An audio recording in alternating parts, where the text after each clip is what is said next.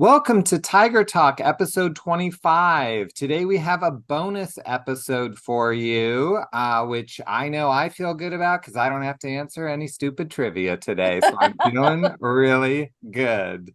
Yeah. Uh, Today we have a special guest from the Canton Repository and maybe the Massillon Independent. We're going to learn how this works.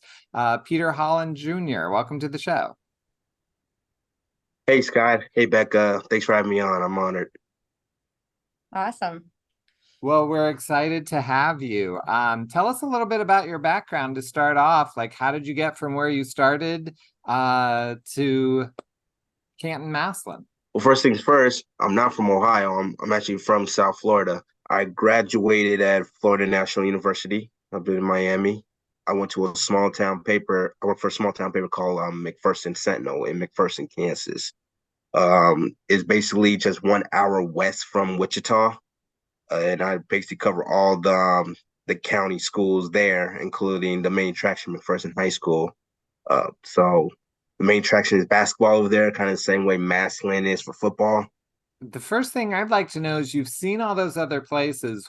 What is different about Massillon from everywhere else? I went to an elite football program in high school. I went to St. Thomas Aquinas in Fort Lauderdale. That's one of the top high school football programs in South Florida. They have a lot of things, but they don't have an actual indoor facility. So that probably that caught my attention. And it was like, man, they really take their football very seriously. And then obviously the Massillon McKinley rivalry. I learned that firsthand last year of how serious they take that rivalry. You did say you covered basketball. Was basketball as crazy as, out there as it is for football here in Ohio? Because I know I've been in a basketball town and it felt pretty crazy too. I mean, covering that, was it as crazy as covering Yes, Massillon? yes. Especially if you're one of the top high schools in the state for basketball. It definitely worthwhile when you're going to these high schools. You know that the main attraction is one specific sport. They take all their sports very seriously. When I was in McPherson, but obviously basketball because they won a ton of state titles just as much as how Massillon has a ton of state titles over the years. It's kind of the same thing in here in McPherson, Kansas. I always love to talk to someone who comes out and comes in versus someone like me who's grown up here. I feel like in full disclosure, we want everyone to know that I was a repository paper boy. Okay. So I worked for the repository. That was me when I was 14. Kids Can't Repository out there delivering the paper. Wait a minute, you didn't zoom in. I just want to make sure it's the right paper. Are you telling the truth? Like zoom in. No, Zoom in. it said It's on not the the independent. bag. It's not the independent, is it? No, it's the Canton Repository. And back then, the repository was different than the independent. Now, there's no difference between them. They're all owned by the same thing. And I'm curious about that. Like, what is like the difference between the independent and the repository in the Akron Beacon Journal from your perspective as working there? There's not much of a difference. We're basically all neighbors, you can basically say, because we're all under one company. As you mentioned, we're owned by the Gannet Company. So we pretty much all three of us are like one big happy family. So if we ever need from one another as far as coverage wise, if we're not able to say like if Massillon is going to play against a team in Akron or in Hoban, they don't really need our service because we got a bunch of writers in the Akron Beacon Journal who can do it for us, and vice versa. So, and it's not just those three, but Gannett has a ton of properties in all over the state. So we got the Columbus Dispatch, we got the Cincinnati Enquirer, we even got some of the small papers like the New Philadelphia News, I believe, Mansfield News. We got all of that. So it's pretty much Gannett owns a ton of property. The only thing that we don't have is Cleveland. That's probably the only thing different. So we all collaborated whenever we needed to, and if there was some kind of story that I feel like it can branch statewide, they will use some articles of what we put out. So if some of my articles that I put out involving Massillon against an Akron team, they could use that and put it for their paper as well. So there's always going to be some collaboration. Yeah, I mean, that was the thing that really struck me hard last year when we played Mansfield, that it was the Mansfield reporter that covered the game. And to my knowledge, out of all, at that point, we were probably up to 925 wins. That's the first Massillon game ever to not be covered by the local media. And it really hit me hard as a diehard who came up, that there wasn't a local presence covering the Tigers. Like, that seems crazy to me, but I'm sure when that rolls all the way up to Columbus, to USA Today, and they don't care if like they would say, what's the difference between a Mansfield reporter covering a game and a Massillon person covering the game? Well, when situation like this happen, obviously we are in communication with the Mansfield reporter.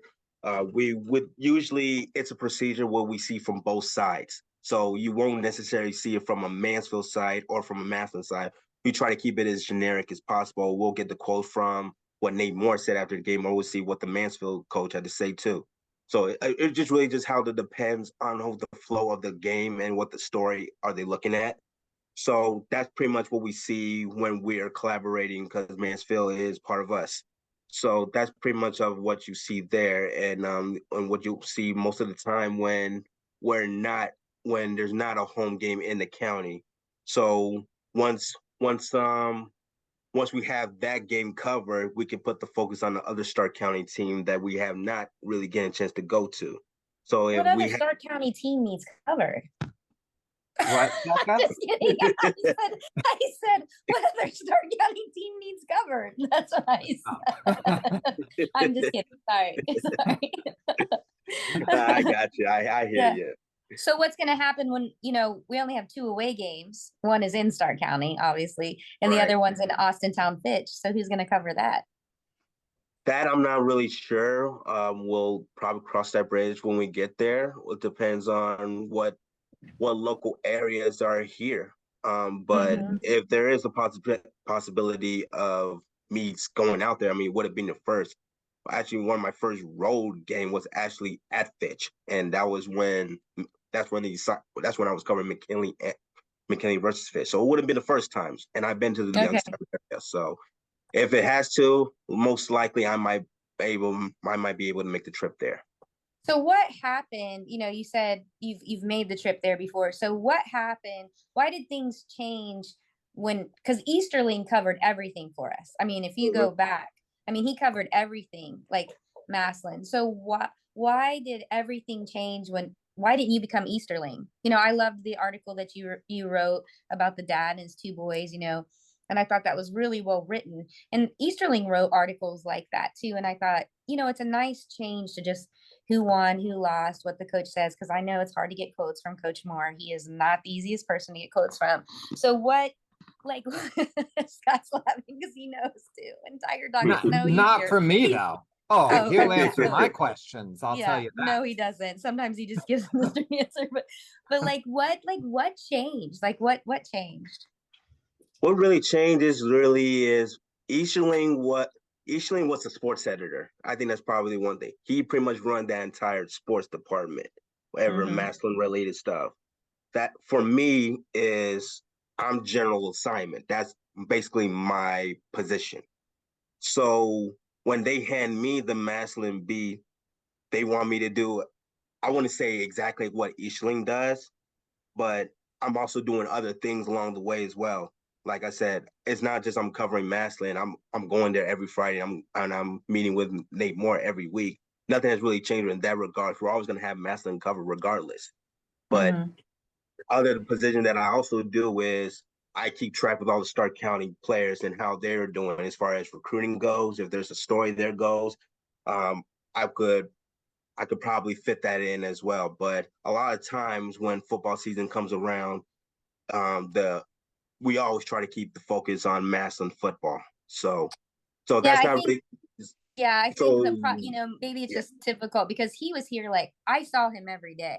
Like, if I went to pick up my kids or my kids were going, and now our son obviously plays at Massillon.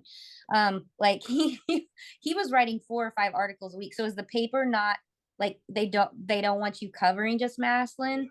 like they don't care, we're not selling papers, we're not good enough, like what happened that we're not, like here's an example. Like, I'll just even go outside of football. Okay, I'll go outside of football. We had 2 track seasons ago, Bree Ford, who won the 100 and the 200 at the district meet, and they put who got second place and did a huge article, and the girl was awesome, no offense to her, but like I was like, so it's not just football. Like, is Matt, like, we had to call him and be like, hey, our girl won the 100 and the 200, like you might want to like maybe interview her or something. And they did, they sent somebody, it wasn't you, but like is Massillon just not selling anymore? And or did Chris Easterling, like he just was killing himself trying to cover everything? Or it's just not, this is my 9th year here, it just doesn't seem like what it used to be, Yeah, I definitely understand. I just think that probably the only way I can answer that from my perspective is my only focus is on Massillon football. That's what I'm assigned to do. Yeah. I'm not really sure about the other sport coverages. I do know that whenever Massillon is playing a local team here, obviously we're going to have that covered. I don't know exactly about the dynamics of how they want to do it for outside of sports, but even if we do, we try to make it more like a feature like. So when you mention about one of your runners, it's not like we don't keep track of that. We do. But if we can go a little bit deeper to that, if we want to do like instead of just a result or like a recap, I'm always totally down to do like a feature or a profile or any of those players. And even now, we're doing players of the week now. Who comes up with the headlines? That's an editorial thing. I put you on this one. He's like, oh my God. That's an editorial thing. I'm just giving you a hard time. I would say this. I'm probably not the right person to do headlines. I would try to put in, but I'm probably the worst person to put headlines, even if I come up with something creative or something catchy. That's something that editors look at. They the one who finalize the headlines. Hey, remind them that we're the Massillon Tigers. We're not a new area team. We just moved here. It's very, very new. It's very fresh. A new area. Extremely new. I love hearing people experience their first Massillon McKinley game. Whether you're from McKinley or Massillon, it doesn't matter. You could not even care about either team, and walking into that atmosphere is special. Tell me about your first Massillon McKinley game. Obviously, it's divisive. And there's a Beat McKinley sign somewhere in Canton. In Massillon. There's a Beat Massillon in Canton somewhere. Parades. I think the luncheon was something that really caught my attention when Antonio Hall and Nate Moore were in the same building, and there was one.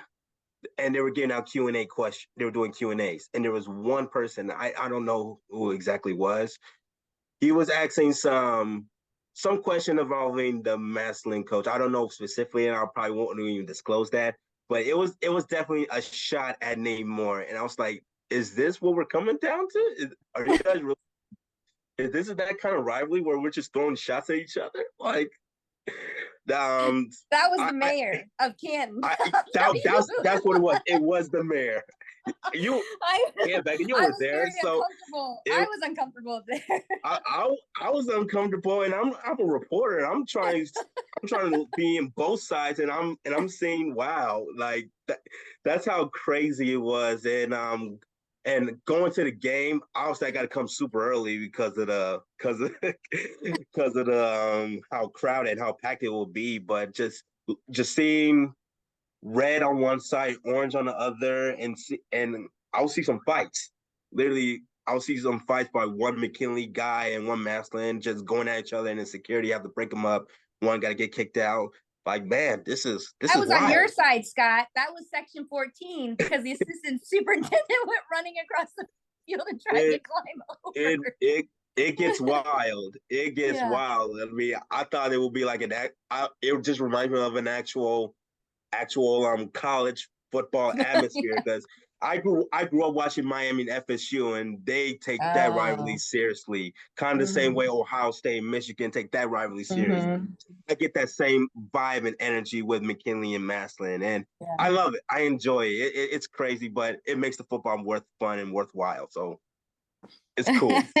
He did that I to like you. that. He came in on the wrong year. That's so true. That happened. I can't. That's pretty good that happened to you the first year. So yeah, it's pretty wild when we win. So because I'm gonna obviously say Massillon's gonna win. You should come back and watch because you haven't experienced this yet. For me, like when we won the first time over at the Hall of Fame, and then you drive the buses downtown, and then all the kids get off the bus. It's absolutely mayhem. It's very crazy. So for me, that was the craziest experience that I had ever had, is coming back. Winning from over there is very crazy in Massillon, I would say, And in a and good I way. think, and you said this year I'm driving the bus, right? You said I used to drive the bus with the players back, which is Yeah. Oh yeah. crazy. I It's don't even have a crazy. license, but they said it's fine and no one will care. Because you're Section 14 guy. So. Yeah. I mean, if not me, who? Who? And I would think for you, that's a busy week because you got to There's cover so much McKinley, to you got to cover cover. Massillon. Everyone wants to see an article every day that week and now, of course, they call it Rivalry Week, which sort of annoys me. And you got to pretend that Perry Glen Oak is a rivalry. So it's fair. But also, it's just a busy week, I would think, at the paper to cover all those events. Yeah, yeah. Especially that the game is on a Saturday, so we try to get as much content and as much storylines as possible to go along with the other rivalry matchup that's going on. So at least that since that the game is on a Saturday, at least we get to put some of the focus on other rivalry games that's having, like Jackson versus Hoover, which I was at last year. So there's a lot of good rivalries that's really interesting to see. But obviously the main focus or the main things that we definitely put soul on our coverage is the Massillon McKinley rivalry. It's not just about the game story, is we also put out different types of articles that come along with it. Like we had it was me and another writer. We were covering the game. He was doing the game story and I was doing like what we call a follow-up feature, or more like a sidebar thing. Like my sidebar was Wiltrell Hartson breaking that 1,000-yard record. I think he broke that record during that game. Yeah, that's correct. So that was the ultimate follow-up, and how much he really meant to the Massillon Tigers, how much he meant to the team. And I think it was probably the best follow-up to go along with the Massillon McKinley rivalry. Well, we really appreciate the article you wrote about Chase and D'Angelo. I thought it was really, really well written. And thank you. Like I could really follow it. I was getting caught up in both of them. I felt like you captured them. To you, what's the difference between doing a feature and covering a game as a writer? Well, for starters, doesn't have to interview Nate Moore. No. Difference between doing a feature and a game story. Game stories, you got to get it done like exactly the same day. A feature, you can work your way with that. You can make time for that. And that's something that when I'm doing a feature, like what I did with Chase Bond and DJ Zimmerman, that's something that you can take your time with. I worked on that a couple of weeks ago when Nate actually approached me with that idea. Well, ironically. So he told me about he told me a little bit about them. He told me about how Chase and their dad was a former Massillon Tiger. I was like, okay, that's something I can work with. And then when he put those three together to let me chat with them, I just got to know them. It's just a simple conversation. I try to keep my interviews more engaging. Not like a simple, I ask them this question and then they answer with that question. No, I try to make it as engaging as possible and try to and see if they can open up and they trust me enough to put out something about their personal life. I don't try to force it. It literally just come natural. And I think that was the case here. I wouldn't even know that the father, DJ, was only 17 when he had Chase Bond. I think that kind of brought the story to life. and I just go along with that and just see how that really reflects on how Chase and how DJ are as person, as human beings, and how they learn from their dad when he was a former Massillon Tiger, and how they learn about playing and about the work ethic and not taking any excuses. I think that pretty much brought it to life, and it was definitely a great story. Definitely one of my favorites, that's for sure. Well, Yeah, I like that. So tell your editor we'd like to see more like that, because you like, they were nice features. I don't even care if you cover other schools. Of course, I want you to cover Massillon players, but honestly, I thought it's actually nice to hear, to have something else, too, like during the week to read. That's not just, because whether or not a team has won or lost on Friday, but what else is going on inside of that. And you can remind your editor, I have a journalism degree. That was what my first degree in, and Scott's a writer. So, anytime they need us to write for them, we're available, right, Scott? well, I was thinking interview us. I mean, promote Tiger Talk. Does everyone in the area watch Tiger Talk? I don't think so, but they should. Well, no, I appreciate it too. And, I like reading those pieces because I want to know who Jackson's best player is. And I love following McKinley all those weeks, so who's coming up. Like I want to know who their best receiver is so I can be ready for week 10. And a lot of times that information isn't out there. So I really appreciate it. I think other fans, because of course, we're Massillon and we only care about Massillon, but also that's not true. We really care about Stark County football. And I think all of Stark County cares about all of Stark County. Now, of course, we like our teams and we wanna wrestle with our McKinley brothers, but we also respect, and that matters. So thank you. That's one of the things that makes this the job worthwhile. I really do enjoy doing features. I like getting to know these kids and get to know what their goals are, what they want to do, some things that maybe some of the Massillon folks maybe are aware but not really know for sure. I got another feature coming up real soon. Probably might come out during the week about DeJuan. So that's I was able to talk to him about a week ago, and got a chance to get to know him a little bit. And one thing I didn't know in Massillon's side, that if he keeps up the same pace, because he's right at 600 rushing yards right now, he could be the first quarterback to rush for 1,000 yards as a quarterback. I think that's really something worth noting, and he can literally do that in that 1 year him being here. So he's already making an historic run, and it's only a 1-tier span. So I think that's something that something that would be very spectacular. I'm sure folks will definitely should know. Well, we will certainly look for that, and we appreciate you coming on to talk with us today. I loved your work. I love how you respect the game, and just thank you so much. This was really fun for us. Yeah, and good luck at the rest of the year, the rest of the season with Nate Moore. We're cheering for you. Yeah, I appreciate it. Me and Nate are good. He's been very engaging. So good.